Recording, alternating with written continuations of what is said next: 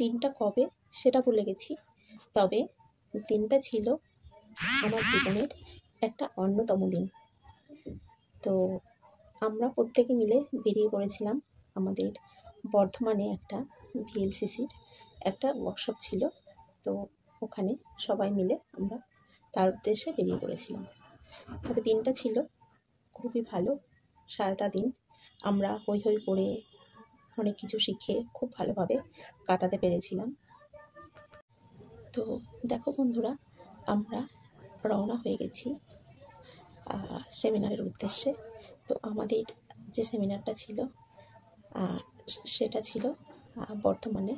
তো আমরা আরামবাগ থেকে সেখানে বাই কারে পৌঁছেছিলাম। তো প্রত্যেকে খুব এক্সাইটেড ছিল, দেখতেই পাচ্ছ প্রত্যেককে দেখে। তো মাঝখানে আমরা একটা জায়গায় দাঁড়িয়ে পড়েছিলাম, ওখানে প্রত্যেকে একটু চা খাচ্ছিলাম, তো যে কারণে দাঁড়িয়ে পড়েছিলাম। এবার দেখো আমরা বর্ধমানে যে নদীটা আছে সেই নদীটার ব্রিজটার উপর দিয়ে যাচ্ছি। তো যেহেতু আমার গঙ্গা, সমুদ্র এগুলো খুব ভালো লাগে, নদী এগুলো খুব ভালো লাগে, যে কারণে একটুখানি আমি ওখানে ক্লিপ নিয়ে নিয়েছিলাম। তো যদি বন্ধুরা তোমাদের ভিডিওটা ভালো লাগে তাহলে একটা লাইক করে দিও, আর পাশে থাকা বেল বাটনটা ক্লিক করে দিও, যাতে করে সকল ভিডিও নোটিফিকেশান তোমরা প্রত্যেকের আগে তোমরা পেয়ে যাও। যারা যেখান থেকে দেখে থাকো না কেন, আমার ইউটিউব চ্যানেলটির নাম আমি আরেকবার বলে দিই। আমার ইউটিউব চ্যানেলের নাম মেকআপ আর্টিস্ট সঞ্চিতা। এটা আমার ফার্স্ট চ্যানেল। আর আমার দ্বিতীয় যে চ্যানেলটি রয়েছে সেটা হলো সম্পূর্ণা সঞ্চিতা। তো সেটাও কিন্তু তোমরা সাবস্ক্রাইব করে দিও। সেখানে অলরেডি আমরা পৌঁছে গেছি গল্প করতে করতে। তো আমরা ক্লাসরুমের মধ্যে ইন করে ফেলেছি অলরেডি। তো অনেকেই আমাদের আগে চলে এসেছিলো। যাই হোক, আমরা সেখানে পৌঁছে দেখি অনেকেই পৌঁছে গেছে। তো আমরা সেখানে গেলাম। সেখানে আমাদের উপস্থিত ছিলেন অনেক ম্যাম, স্যারেরা। তো খুব ভালো লাগছিল, তাদের থেকে অনেক কিছু শেখার আছে।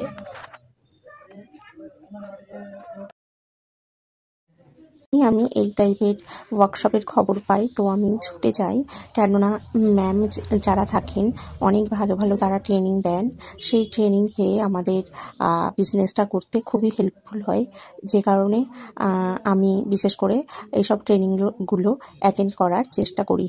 তো এখন যিনি আমাদের মধ্যে ছিলেন তিনি হলেন একজন আয়ুর্বেদিক ডক্টর। তো উনি আমাদের খুব ভালোভাবে প্রোডাক্ট ট্রেনিং দিচ্ছিলেন। তো যে ট্রেনিংটা পেয়ে আমরা প্রত্যেকে একদম আপ্লুত হয়ে গেছিলাম। তো খুব ভালো লাগছিল। আর যারা ভাবছো যে এরকম ধরনের ট্রেনিং অ্যাটেন্ড করবে, তারা কিন্তু অবশ্যই কিন্তু দেরি না করে ভিএলসিসির সঙ্গে হাত মেলান, তাহলে খুব তাড়াতাড়ি এরকম ধরনের ট্রেনিং পেতে পারবেন ফ্রিতে। তো লাঞ্চ করার জন্য তো দেখতেই পাচ্ছ যে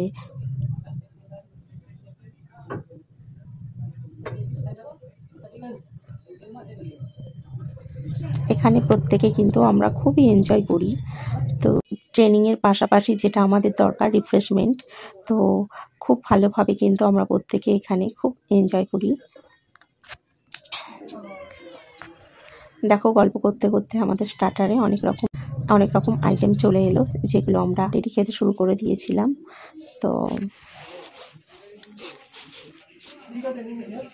স্যারও খাচ্ছিলেন, এখানে তনুশ্রী আরও অনেকে, প্রত্যেকে আমরা খুব মজা করেছিলাম।